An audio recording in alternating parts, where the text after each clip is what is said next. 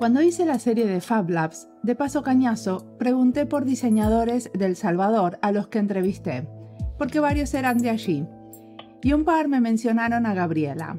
Así que acá estamos, sentaditas juntas, charlando con Gabriela Auerbach, diseñadora salvadoreña. Charlamos del trabajo con artesanos y con trabajadores sociales. Nos adentramos en las artesanías, por ejemplo, en la fibra natural de palma, y en los pormenores de diseñar un nuevo huerto o una plaza con una comunidad. Gabriela nos dice que siempre que diseñamos estos espacios, los tenemos que pensar para gente de todas las edades, y nos explica con detalle su perspectiva sobre el diseño social. Mi nombre es Mariana Salgado, esto es Diseño y Diáspora.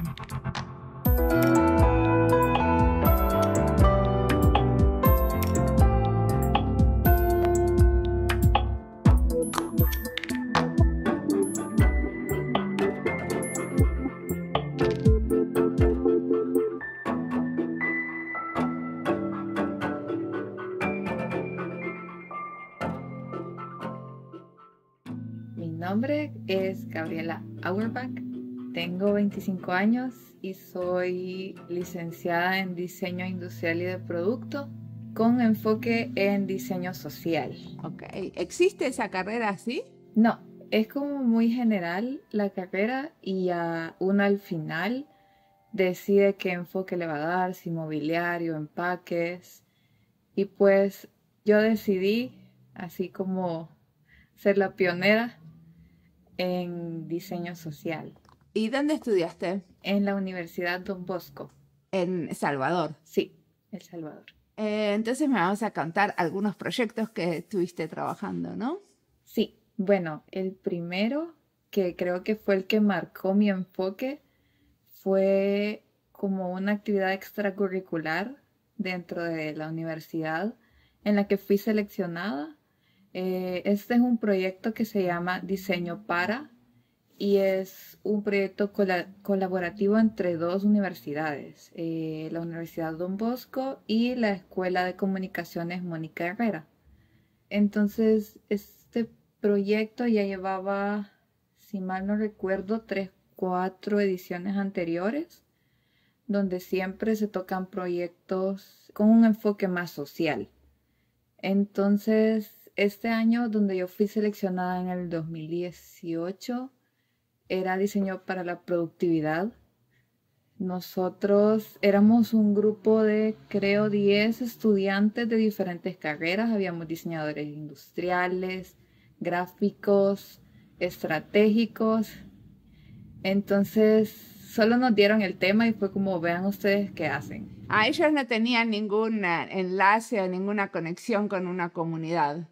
No, ellos solo nos daban como el muy tema y nosotros veíamos a qué lo enfocábamos. Ok, diseño para la productividad puede ser cualquier cosa, ¿no? Es bastante amplio.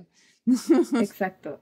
Entonces, de la nada se nos ocurrió como el trabajo artesanal, que es algo muy característico acá en el país. Y fue como, bueno, pero técnicas artesanales hay miles. Entonces, o sea, ¿qué hacemos?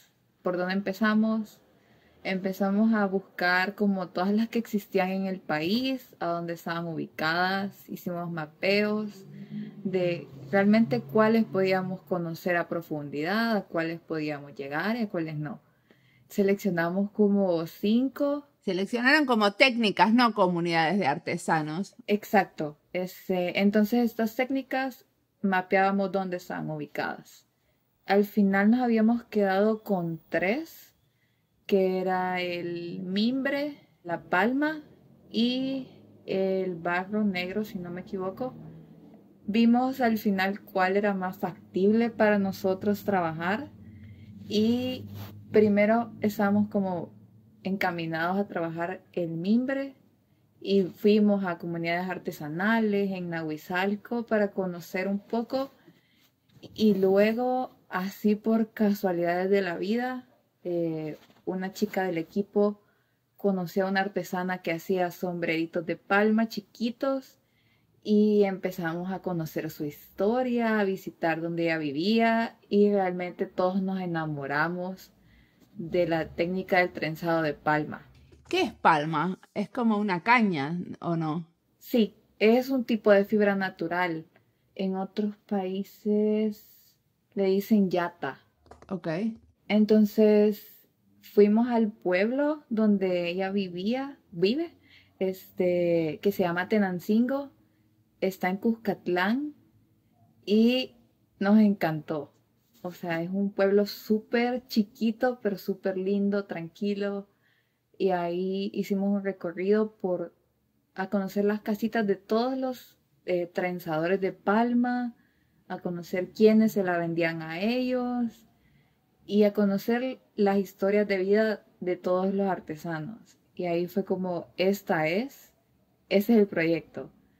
Decidimos que esta técnica influyó mucho la guerra que hubo en el país, en ella porque antes de la guerra la técnica era súper famosa, habían muchas fábricas en ese pueblo porque los artesanos hacían la trenza y luego mandaban a la fábrica esta trenza para que se cosiera y se hicieran sombreros.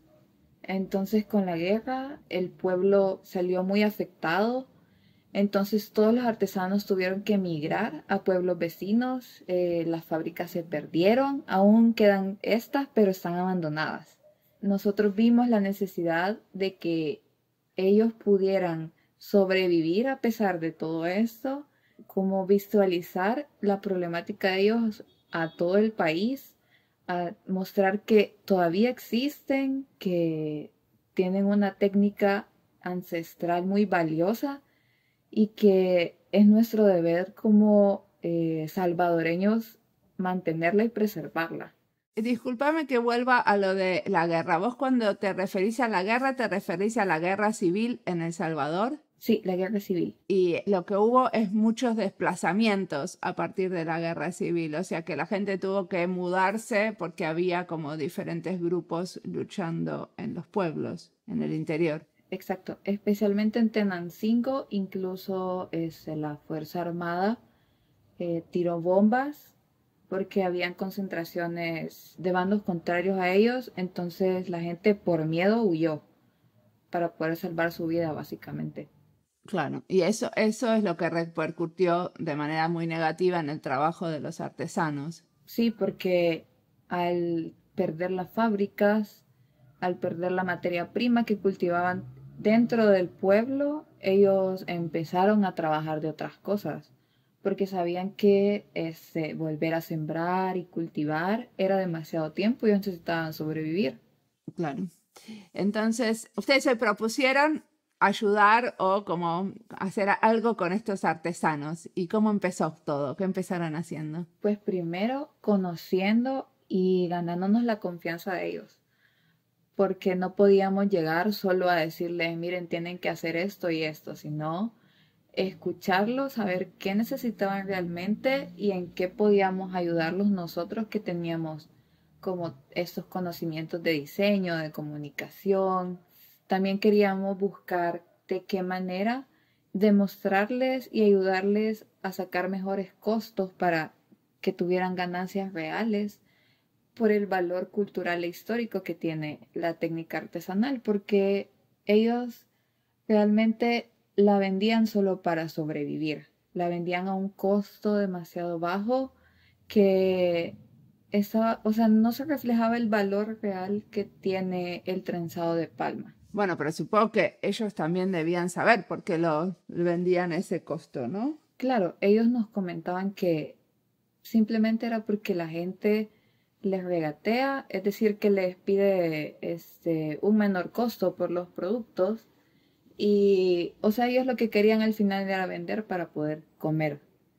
Tenían que adecuarse a eso porque también está la parte de la industrialización que ya se venden los sombreros como hechos de plástico, obviamente a un costo menor y la gente iba a preferir pagar menos por un sombrero que para la gente que realmente no valora el trabajo artesanal es lo mismo. Claro. Pero ustedes abrieron nuevos circuitos de comercialización que hacían que se podía vender a más costo, porque supongo que también tiene que ver con eso, de cuál es el contexto donde vendas, ¿no? Si vendes en un... Claro, nosotros vimos que la principal problemática de ellos era que no tienen una forma fácil de movilizarse.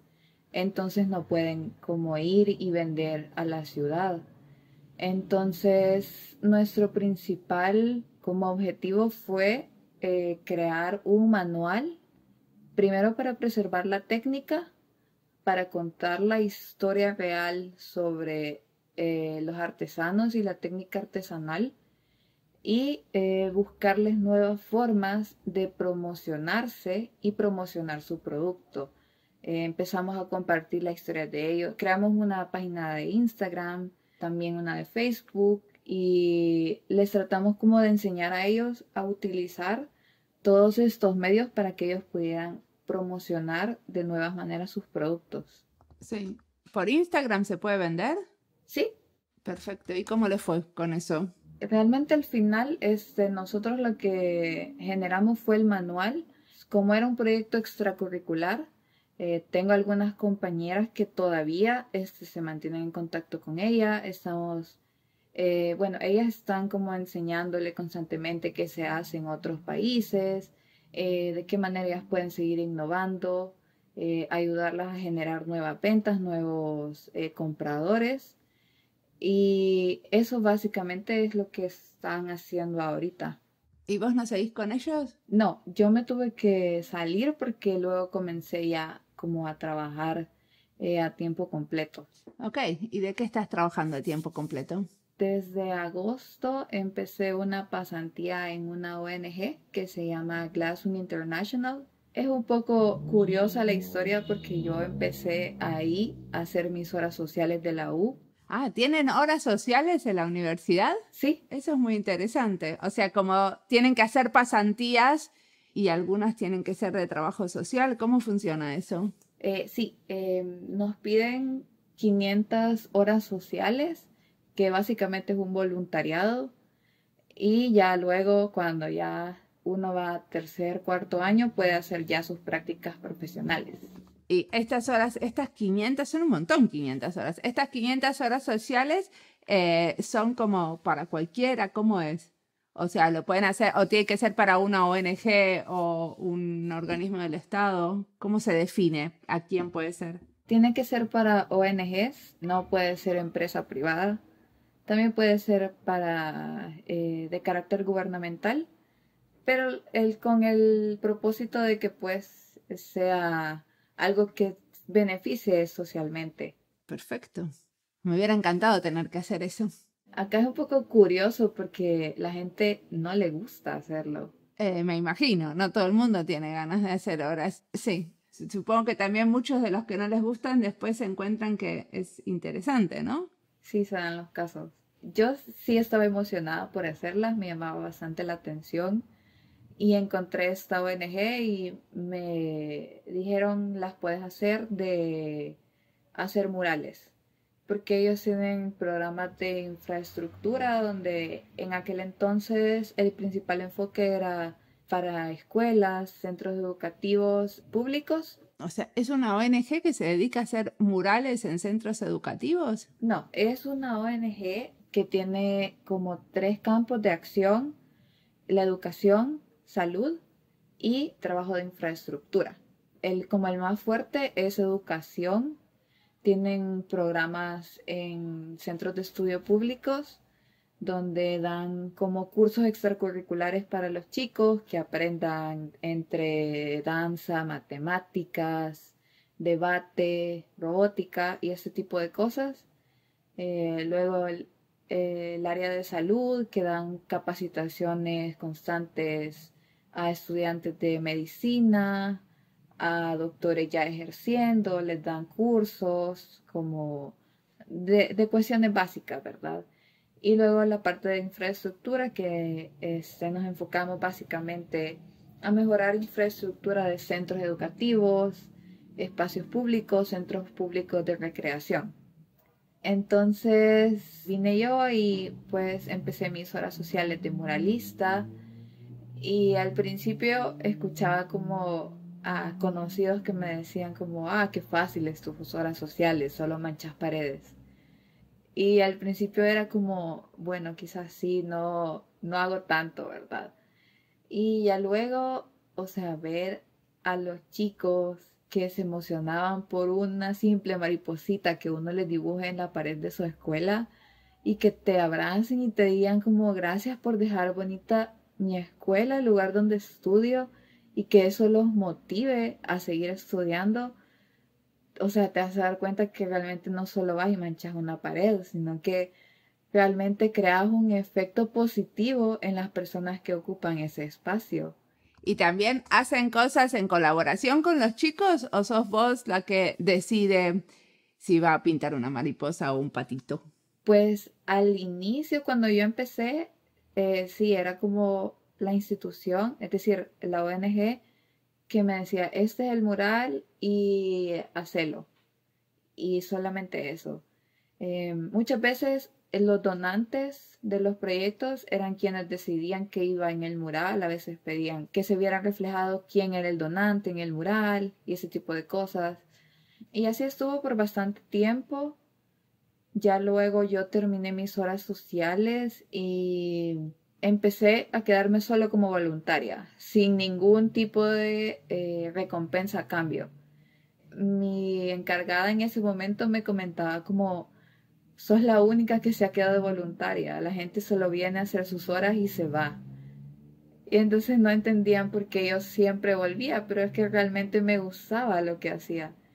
Y ya luego, que también esto influyó bastante como en que no quería quedarme como diseñadora haciendo muebles o haciendo empaques, sino que quería hacer algo más, algo que tuviera un impacto social por todo esto que estaba conociendo en el voluntariado. Y ellos me dieron como la oportunidad de hacer mis pasantías con ellos al ver ellos que yo tenía como este enfoque bien social, porque la visión de infraestructura cambió un montón y ahora somos como espacios públicos. Y ahí es como, ahora sí, con ese nuevo enfoque, yo vengo y hago un mural, no porque yo quiero y me salió a hacerlo así, sino que yo voy a la comunidad donde se va a hacer el mural, escucho a la gente, conozco a la gente y veo qué les puede beneficiar en su entorno, que realmente lo van a disfrutar y ellos se van a apropiar, porque yo voy a hacer el mural y me voy a ir. Quienes se quedan ahí son ellos y los que realmente tienen que disfrutar son ellos, el mural. Ok, pero ellos tienen entonces algún poder de influenciar qué es lo que haces. Sí, como te comento, ahora el enfoque es mucho más horizontal. Es decir, de que nosotros, digamos, seleccionamos una comunidad y esa comunidad es parte completa de todo el proceso de remodelación de su entorno. Nosotros jamás vamos a llegar y vamos a hacer lo que nosotros querramos, sino que hacemos lo que realmente ellos nos expresan que necesitan. ¿Y ellos cómo se los expresan? ¿Ellos dibujan también o ellos, o sea, cómo sucede? ¿Cómo es ese diálogo, ese proceso de colaboración con la comunidad? Pues nosotros siempre en el equipo tenemos un grupo de trabajadores sociales. Ellos son como nuestros enlaces con la comunidad. Realmente ellos juegan un papel súper importante en todo el trabajo porque nos ayudan a conectar con la comunidad. Ellos vienen y hacen talleres, hacen como pequeñas reuniones donde podemos escuchar a la comunidad, principalmente a los líderes comunitarios que son como los representantes de todos. Ellos nos expresan qué necesidades tienen, qué les gustaría hacer. Se hacen talleres de co-creación donde ellos nos proponen qué dibujos les gustarían, qué elementos urbanos quisieran que hubiera en la comunidad y ese tipo de cosas. Ah, también aparte de hacer murales, ¿hacen elementos urbanos? Sí, como parte siempre del espacio público, siempre tratamos de dejarles algo que ellos puedan aprovechar para su esparcimiento, distracción. Que puede ser que, por ejemplo, ¿me das un ejemplo? A veces dejamos como bancas, hacemos jardineras, ponemos macetas con plantas, que luego ellos quedan como el compromiso de, ok, nosotras se los damos y son de ustedes tienen que cuidarlas. Hemos colocado parklets, que son como estos pequeños parquecitos extensores de aceras para que ellos puedan apropiarse de ellos y utilizarlos como quieran, porque pues al final son de ellos. ¿Pero son pequeñas huertas o son como un pedazo de verde para que se sienten? A veces hacemos parques de bolsillo que se le llaman, que agarramos un espacio que está subutilizado dentro de la comunidad y les ponemos bancas, mesas, plantas para que ellos puedan utilizarlo como un parquecito porque a veces en las comunidades son tan pequeñas que no tienen estos espacios verdes.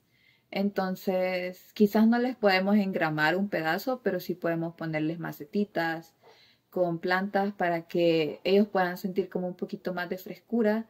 También les hemos impartido con agentes externos talleres de huertos, donde ellos pueden hacer huertos comunitarios, empezar a cultivar, que sean para beneficio propio de la comunidad o para beneficio económico, es decir, que pueden empezar a venderlos comunitariamente y así poder tener ingresos que al final sirven siempre para mejorar dentro de la misma comunidad. Ok, entonces esto va muchísimo más allá de los murales, ¿no? No solamente tiene que ver con los murales.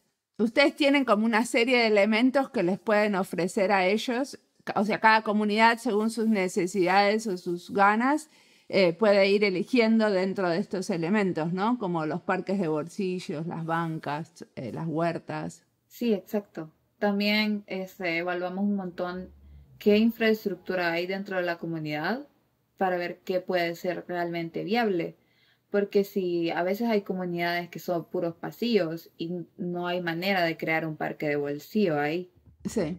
Y también son parte de estos procesos colaborativos con la comunidad. Aparece gente de diferentes edades. Tienen como, por ejemplo, contacto con chicos y chicas y con gente mayor. Sí, a mí me gusta usar el enfoque 880. Es algo como bien personal, pero a veces se lo digo a mis compañeros de trabajo, que siempre es súper importante crear espacios que sean para niños y para adultos, porque si caben ellos dos, van a caber todos.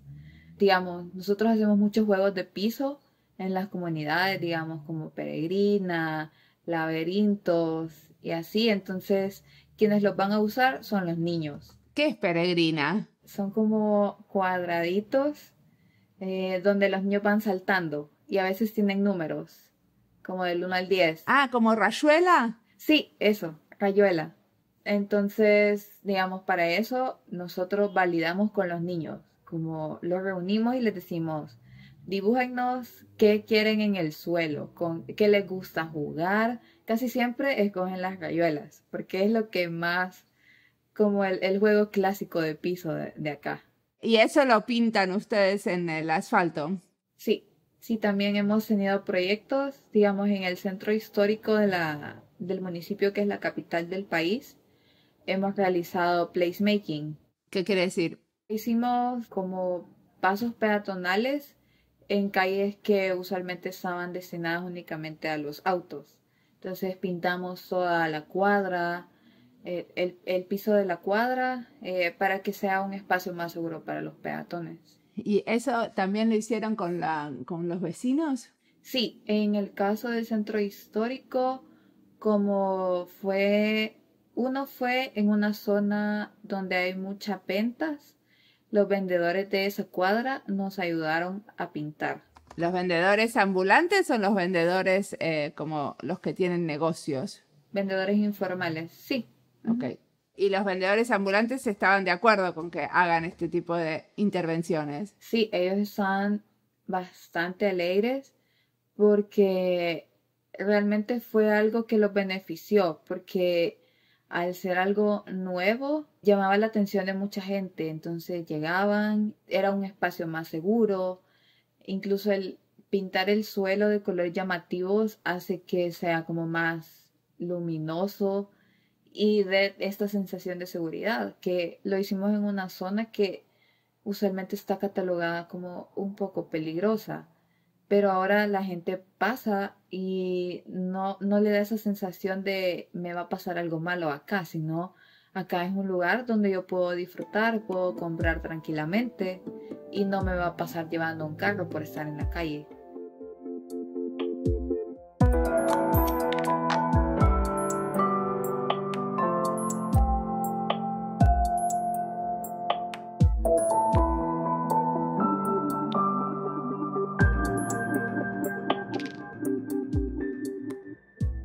Esta entrevista es parte de las listas Ciudad y Diseño, El Salvador y Diseño, Diseño y Comunidades Indígenas, que nos recomendaron que lo tenemos que cambiar por comunidades originarias, y así lo hicimos. Así que ahora la lista se llama Diseño y Comunidades Originarias.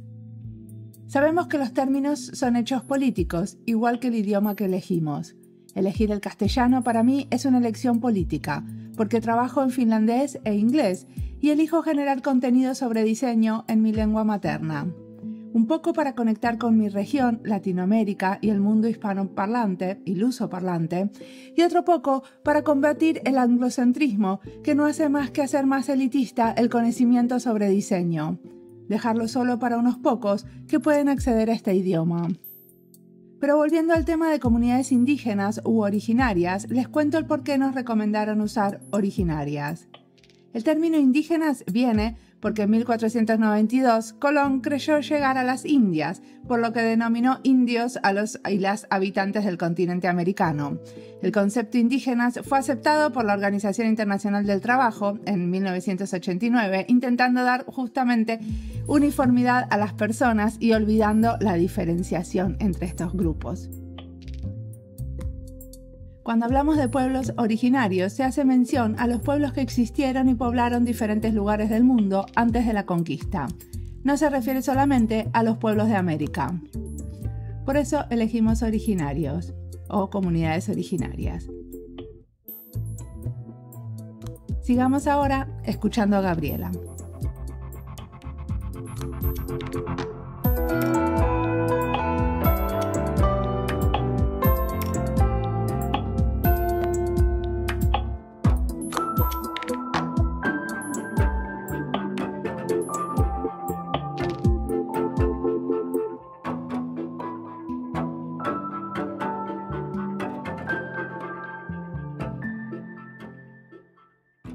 ¿Qué cosas te gustaría hacer en el futuro?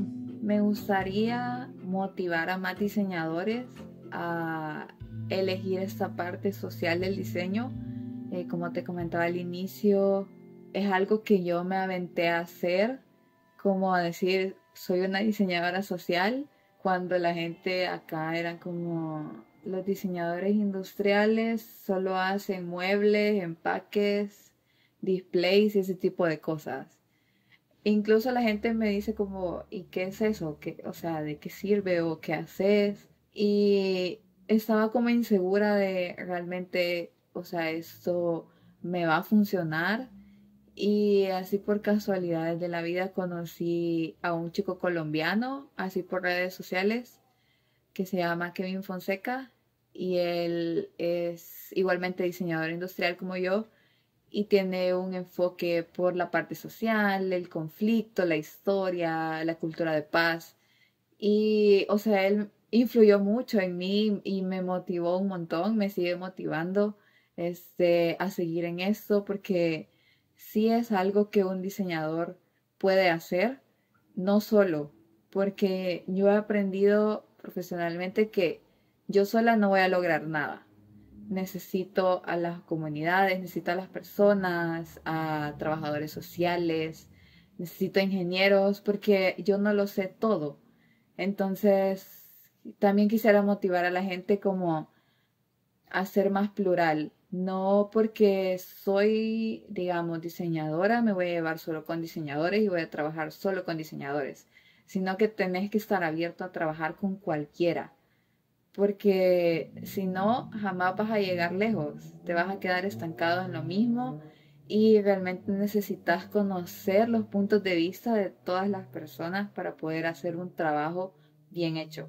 Perfecto. ¿Y qué cosas te inspiran? ¿Qué cosas escuchas? ¿Qué cosas estás leyendo que querés recomendarle a otros? Pues lo que más escucho es diseño y diáspora. Yo se lo recomiendo mucho a ya sea amigos diseñadores o no diseñadores. A veces en el trabajo yo veo algo como entrevistas que tú haces de espacios públicos y se las mando como, escuchen esto. ¿Y qué te dicen? Pues de hecho una catedrática de la U que estuvo conmigo de mentora en el proyecto que te comentaba al inicio, empezó a escuchar diseño y diáspora por mí. Y igual ella tiene como ese enfoque bien social y siempre me dice como, gracias a ti, ahora me encanta este podcast. Me gusta mucho, bueno, Kevin, él siempre está como compartiendo charlas, talleres, conferencias, todo enfocado a diseño social y siempre estoy tratando de meterme en lo que el tiempo me dé. También acá en el país tenemos el Centro Cultural de España. Ellos hacen como muchos diplomados, talleres que son bien enfocados a lo social, entonces me gusta siempre tratar de participar de esto, inspirarme por la cultura de mi país también. Te agradezco muchísimo la entrevista.